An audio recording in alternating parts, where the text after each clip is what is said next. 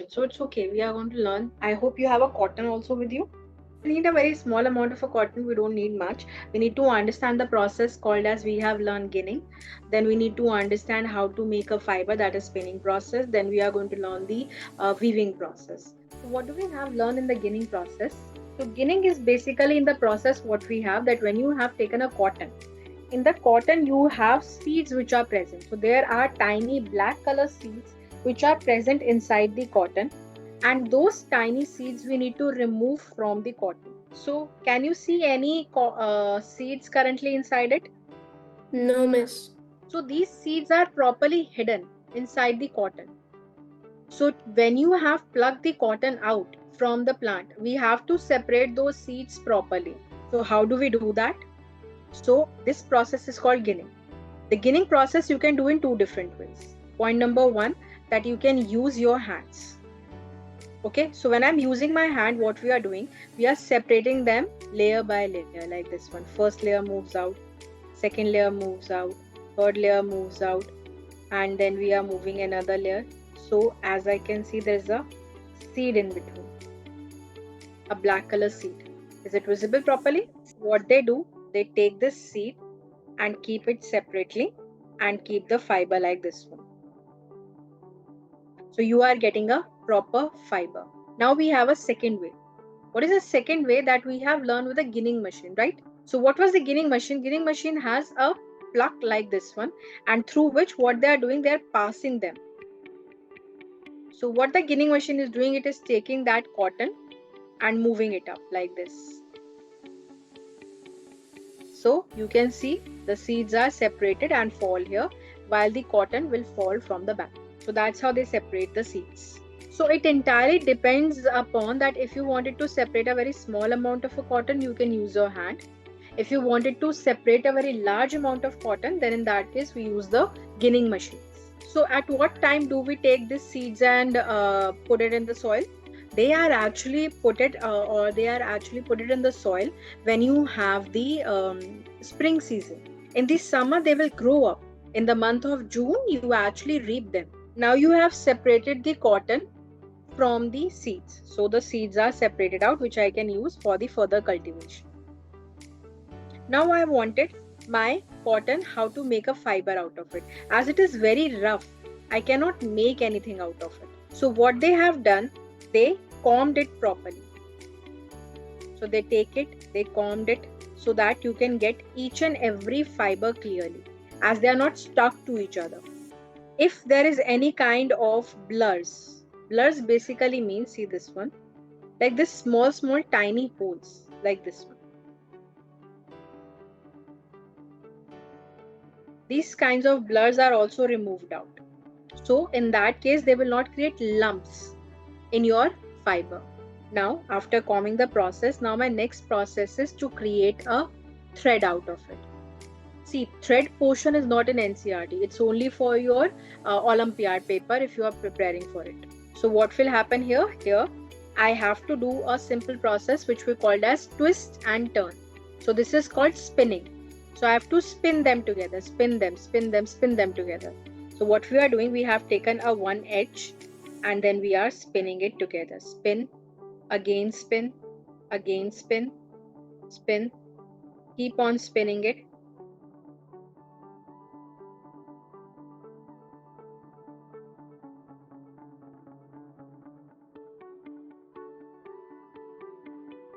So that's how from a fiber you create a thread.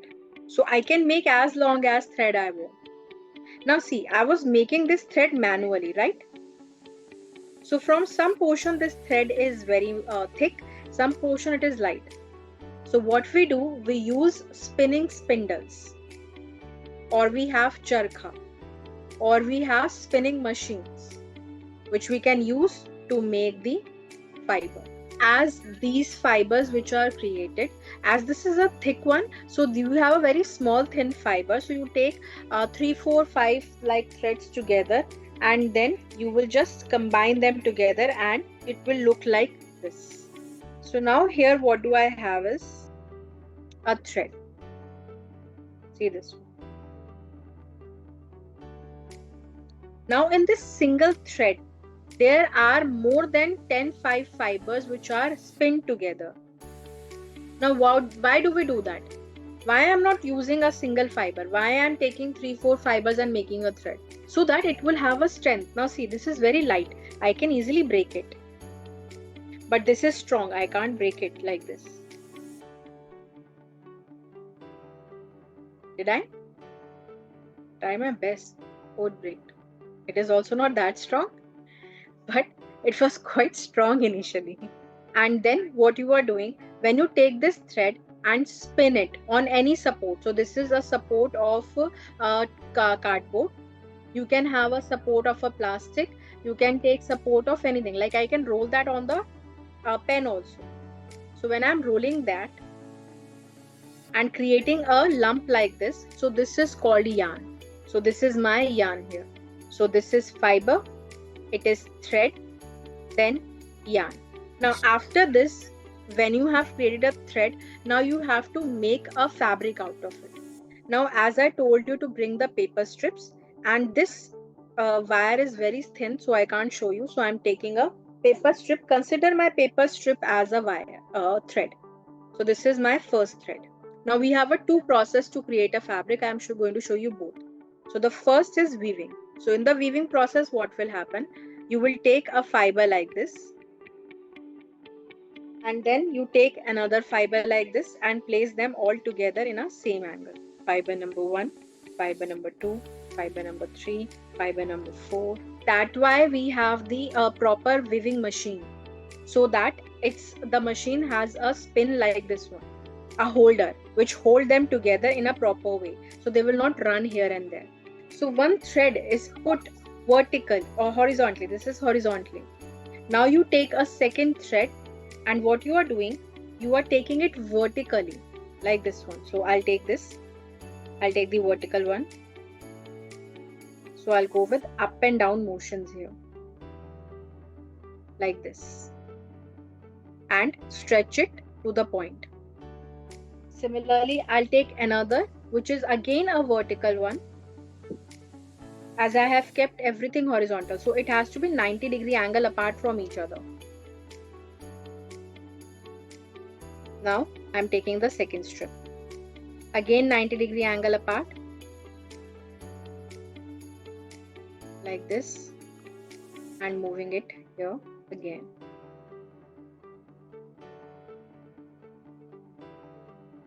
Closing it together. Again we are taking in another strips and putting it vertically again, which is 90-degree angle from the initial one which are settled there, and then moving them all together like this.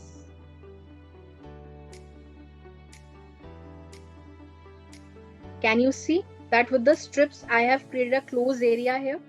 So that's how the fiber is created, by using the fabric. So that's how we do the weaving process. Now we need to understand the knitting process. In the knitting process, I use a single thread. And a single thread, what we are doing, we are knotting them together like this. So I'm taking the single thread and I'm knotting it. So it's my first knot. Okay, leaving a space in between. Then I'm creating a second knot.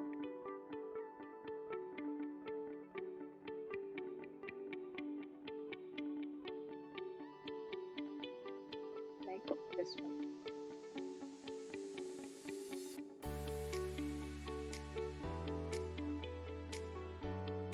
So knot is created. As I have created very long distance apart, knots are very small gap to each other. Now what they are doing, a very long thread it is here. So they take this one and again create a knot from here.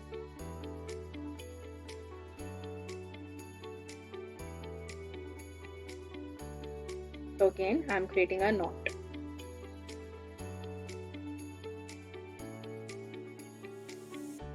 So you have one knot. Now you will be having second knots like this. Again second, third, fourth, and you can create innumerous knots here. Then again you can take another one and create another knot from here.